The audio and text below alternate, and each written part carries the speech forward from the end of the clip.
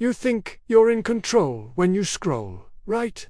That every video you watch, every article you click, is a conscious choice.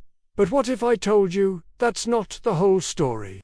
What if every thought, every impulse you feel online, was preloaded long before you even unlocked your phone?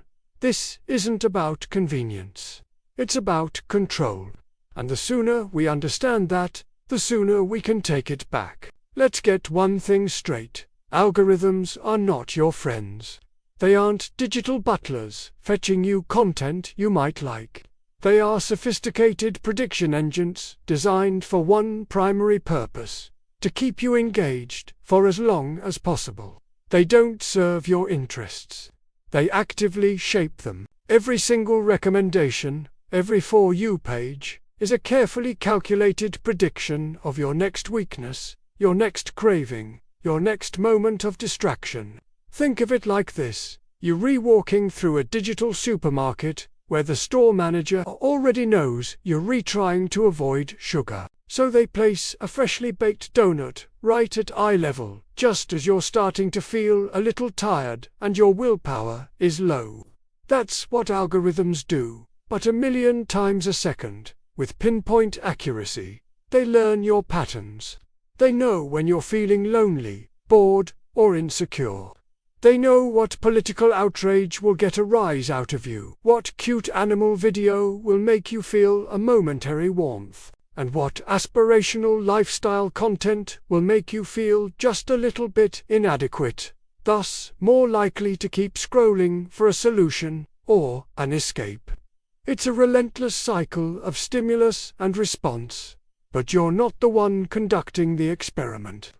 This brings us to a crucial and frankly unsettling revelation. When you're online, you're not just browsing or connecting with friends. You are an active participant in the largest scale behavioral experiment in human history. Every swipe, every pause, every like is a data point. You are not the customer. Your attention is the product being sold to the highest bidder, and the currency is your time, your focus, and ultimately, your free will. Don't just take my word for it. The data is clear and alarming.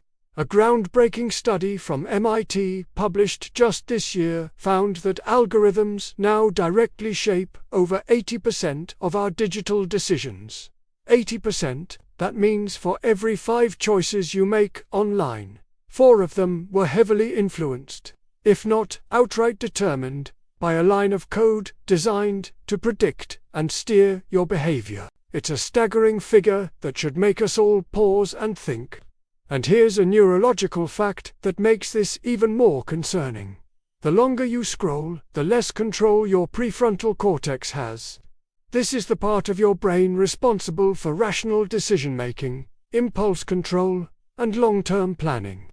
As you fall deeper into a scrolling session, your brain activity shifts to more primitive, reactive areas. You go from being a thoughtful human to a creature of pure impulse. In that state, you are highly susceptible. You are, in a very real sense, being programmed in real time. The algorithm learns, adapts, and feeds you exactly what your most impulsive self wants, not what your most aspirational self needs. It's a subtle but powerful form of manipulation. You don't get a notification saying, "We are now programming you to feel envious of your friend's vacation." Instead, you just see the vacation photo, then another, and then an ad for cheap flights. Before you know it, you're feeling discontent and browsing airline websites without even consciously deciding to.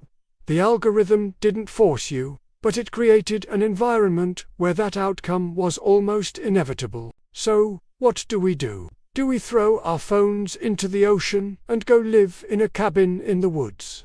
For most of us, that's not a realistic option. The solution isn't to disconnect entirely, but to reconnect with ourselves. The key is to be intentional.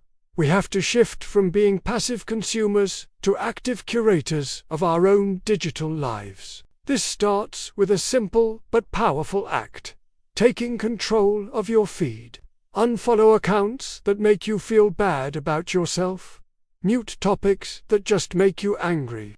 Actively seek out content that aligns with your goals and values, whether that's learning a new skill, exploring a hobby, or connecting with genuinely uplifting communities. Instead of letting the algorithm push content to you, you need to pull the content you want into your life. Use not interested buttons mercilessly.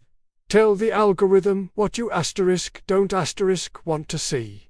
It's like training a dog. You have to be consistent and firm to set the boundaries. Create no-phone zones or times in your day.